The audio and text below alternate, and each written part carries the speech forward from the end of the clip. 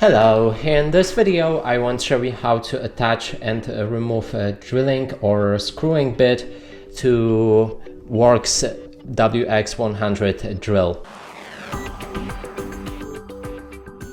And to do this, first we'll need to insert the battery inside our drill, and then you'll be able to see the front, and we need to change the rotation to front, to the right, and hold it right here with your hand and then start drilling to open the slot for the bit.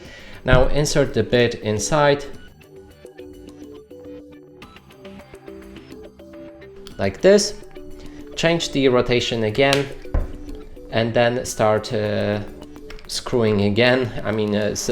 Power on your device when you're holding it the same way I do. And that way you'll be able to secure the bit in front of it. And that's it for this video. Hope you like it. Please consider subscribing to our channel, leave a like and a comment below.